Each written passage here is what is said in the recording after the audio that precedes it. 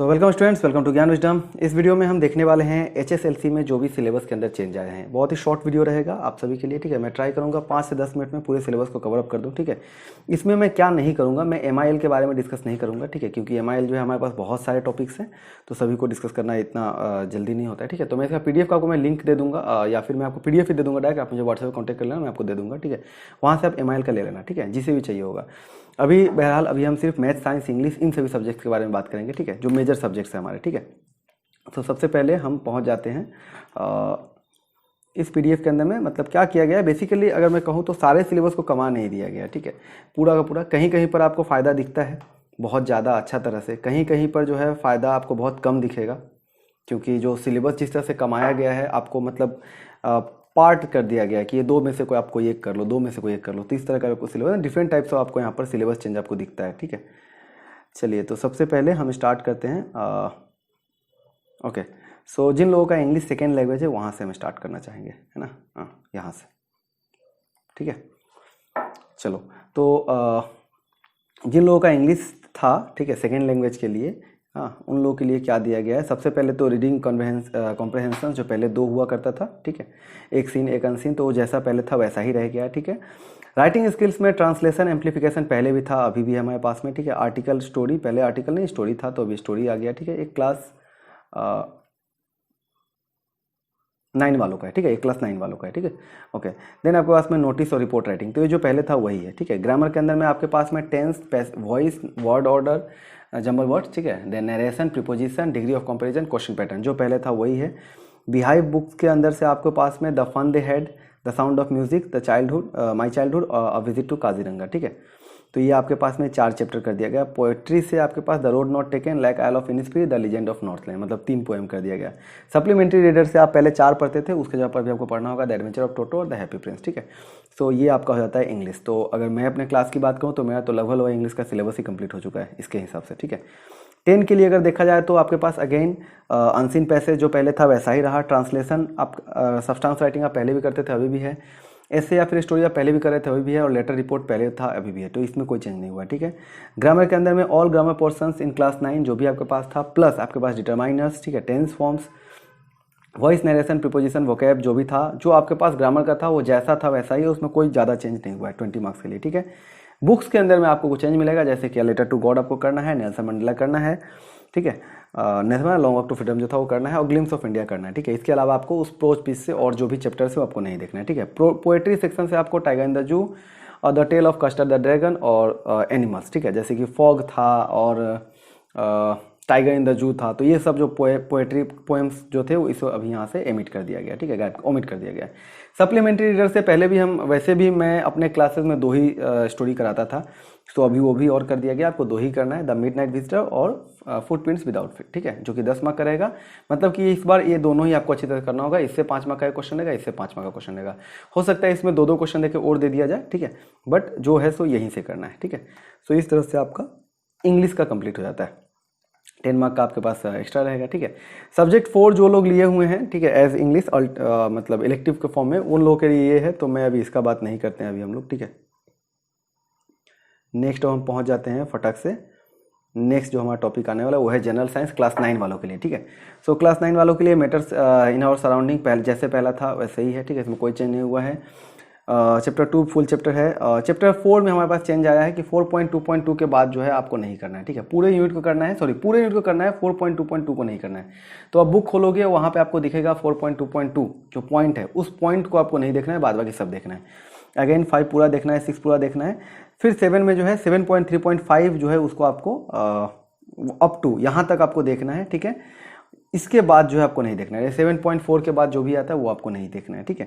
Gravitation में उसी तरह से 10.4.1 के बाद जो है वो नहीं देखना है, और 10.5 ऑनवर्ड्स जो भी है वो सब बिल्कुल ही नहीं देखना है। 10.4.1 तक आपको देखना है। बेसिकली एनसीईआरटी बुक जो आप खोलते हैं तो वहाँ पे आपको कुछ कुछ पॉइंट्स दिखेगा, मैं आपको यहाँ पर ऐसे एक दिखा दूंगा, तो वो पॉइंट्स आपको देखना है, बाद बाकी नहीं देखना है, ठीक है। आपको मैं यहाँ पर भी एक दिखा दूंगा। उसके बाद में वर्क एनर्जी अप टू 11.3 हम लोग को करना है, और उसके बाद का जो कहानी है वो नहीं करना है, ठीक है। देन हमारे पास में साउंड है, उस तरह से आपको जो है पॉइंट दे दिया गया कि इस पॉइंट तक आपको पढ़ना है, उसके बाद नहीं पढ़ना है। तो जब बुक खोलोगे आपको ये समझ में आ जाएगा, ठीक है। उसके लिए अभी मैं बुक खोलकर समझाना सही नहीं समझता हूँ, ऐसे मैं एक पिक लगा कर आपको समझा दूंगा, ठीक है। इंटरनल असेसमेंट्स अगेन आपके पास में 10 मार्क्स का रहेगा। यहाँ पर एक नोट दिया गया है, चैप्टर 13 एंड 15 जो है वो टोटली आपको हटा दिया गया है क्लास 9 के लिए, ठीक है।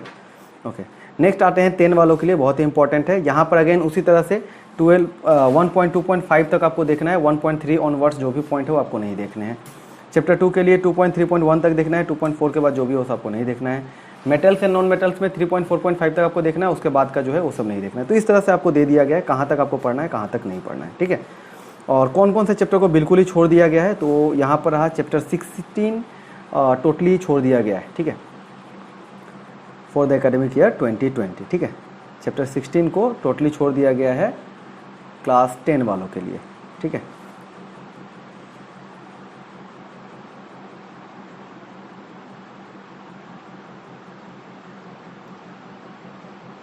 ये ब्लाइंड स्टूडेंट्स का है, ये भी हमारे पास ब्लाइंड स्टूडेंट्स के लिए, ठीक है। उन लोगों के लिए तो और अच्छा कर दिया गया है। उन लोगों के लिए क्या किया गया है, 2 चैप्टर में से कोई एक करना है, ठीक है। जैसे मैटर्स हो गया, मतलब 1-2 में से कोई भी एक कर लो, हो जाएगा। इस तरह से उन लोगों का पेपर ही बना के दिया जाएगा। अगेन 10 वालों में ऐसे ही है, चैप्टर 1-2 कर लो, 1 करो या फिर 2 करो, 3 करो या फिर 4 करो, इस तरह से करके उन लोगों को दिया गया है, ठीक है। ओके, देन आते हैं हमारे पास है मैथमेटिक्स में, ठीक है। मैथमेटिक्स में आपके पास में चैप्टर 1 पूरा ही है, ठीक है, उसमें कुछ नहीं आपको छोड़ा गया है। चैप्टर 2 जो है पूरा ही है, कुछ नहीं छोड़ा गया है। चैप्टर 3 जो है पूरा ही है, कुछ नहीं छोड़ा गया है। चैप्टर 4 में जो है 4.5 ऑनवर्ड्स जो है छोड़ दिया गया है, ठीक है। देन चैप्टर 5 को टोटली एक क्लास 9 वालों के लिए, ठीक है, क्लास 9 वालों के लिए चैप्टर 5 में जो है आपको टोटली ही छोड़ दिया गया है, इसमें से कुछ भी नहीं आएगा। मतलब 5 जो था यूक्लिड वाला चैप्टर, वो कुछ नहीं आने वाला है। लाइन्स एंड एंगल्स पूरा ही आने वाला है। ट्राइंगल्स जो है अप टू 4.5 आएगा और 4.6 ऑनवर्ड्स जो है नहीं आएगा, ठीक है। अगेन चैप्टर 8 जो है बिल्कुल ही पूरा का पूरा छोड़ दिया गया है। ये चैप्टर जो था एरिया रेट और पैरेललोग्राम, ये आपका 9.2 एक्सरसाइज तक आएगा, उसके बाद नहीं आएगा, ठीक है। तो इस तरह से आपको ये दे दिया गया है कि यहाँ तक आपको देखना है, ये सब नहीं देखना है। प्रोबेबिलिटी था वो पूरा ही आएगा, कुछ छोड़ा नहीं गया है, ठीक है। सो ये होता है हमारा 9 के लिए। जो इंपॉर्टेंट है 10 वालों का वो देख लेते हैं। 10 वालों के लिए क्या है, रिवीजन चैप्टर करना इंपॉर्टेंट है। अच्छा, क्लास 9 में भी के बुक में जो नया वाला बुक है उसमें भी रिवीजन दिया गया था, तो वो भी आपको करना है, ठीक है। उस तरह से क्लास 10 का भी जो रिवीजन पेपर है वो भी आपको करना है, रिवीजन का चैप्टर, ठीक है। उसके बाद में रियल नंबर्स 1.5 के बाद में आपको नहीं करना है, मतलब अप टू एक्सरसाइज 1.3 करना है, ठीक है। देन अगेन पोलिनोमियल पूरा चैप्टर करना है हमें। चैप्टर 3 जो है आपको 3.5 तक पूरा करना है, ठीक है। क्वाड्रेटिक जो है 4.3 तक करना है। तो इस तरह से आपको यहाँ पर दे दिया गया कौन कौन सा चीज़ पूरा का पूरा करना है, ठीक है। अब जस्ट इसको एक बार देख लो, समझ में आ जाएगा। चैप्टर 9 टोटली हटा दिया गया है, ठीक है, इसको नहीं करना है, बिल्कुल ही ओमिट कर दिया गया है, ठीक है। इसके लिए आपको यहाँ पर एक नोट ही मिल जाता है, chapter 9 is totally excluded from the syllabus, ठीक है। इसके अलावा आपको जो चीज़ नहीं करना है वो आपको इस रॉ में दिया गया, तो आप आराम से इसको देख लो, ठीक है। अगर आपको किसी सब्जेक्ट का अगर डिटेल में चाहिए, सिर्फ एक सब्जेक्ट का, तो वो हम बना सकते हैं, छोटा सा वीडियो बन जाएगा, तो आप मुझे कमेंट करना, ठीक है। ओके, देन उसके बाद में हमारे पास में आते हैं ब्लाइंड स्टूडेंट्स के लिए, ठीक है। तो इसे अभी हम छोड़ देते हैं। ओके, तो मैथ्स हो गया, साइंस हो गया। उसके बाद है हमारे पास में सोशल साइंस, ठीक है। सोशल साइंस के लिए जैसा कि यहाँ पर दिया गया है, advent of Europeans in India, class 9 वालों का है, ठीक है, क्लास 9 वालों का है, ठीक है। ये आपका 7 मार्क्स का रहेगा। ग्रोथ एंड नेशनलिज्म 10 मार्क्स का। मोहम्मदिया रिवोल्यूशन जो था वो 10 मार्क्स का। तो इस तरह से आपको दे दिया गया है कि कहाँ से आपको क्या क्या पढ़ना है, ठीक है। हालांकि मैं सोशल तो नहीं कराता हूँ, तो मुझे उतना आइडिया नहीं कहाँ पे क्या छोड़ा गया है, ठीक है। ओके, बट जो था मैंने सिलेबस में दिखा दिया, ठीक है। देन 10 के लिए अगर देखा जाए तो ये सब पॉइंट्स है, ये सब टॉपिक्स है जो आपको देखना है। जैसे हिस्ट्री में आपको ये सब चीज़ देखना है, ठीक है, कि द पार्टीशन ऑफ बंगाल, स्वदेशी मूवमेंट, कॉन्सिक्वेंसेज ऑफ स्वदेशी मूवमेंट। तो आप जब बुक खोलोगे तो आपको इस पॉइंट्स के रिलेटेड आपको टॉपिक्स मिलते हैं, वो सब आपको देखना है, कहने का मतलब, ठीक है। तो इस तरह से आपको दे दिया गया है, ठीक है। ये सब आपके क्या है, सिलेबस में है, ठीक है। अच्छी तरह से इसको देख लो। किसी एक सब्जेक्ट का डिटेल में चाहिए तो आप मुझे कमेंट कर बताना, ठीक है। तो उसके बाद में हमारे पास में आते हैं नेक्स्ट, ये आपका एसएमएस इलेक्टिव जो लोग लिए हैं उन लोगों के लिए है, ठीक है। तो अभी मैं जस्ट दिखा देता हूँ कि ये सब है, इसके ऊपर भी हम डिटेल में नहीं जाते हैं, ठीक है। एमआईएल को जैसे मैंने छोड़ दिया है, इसको मैं उस तरह से छोड़ूंगा।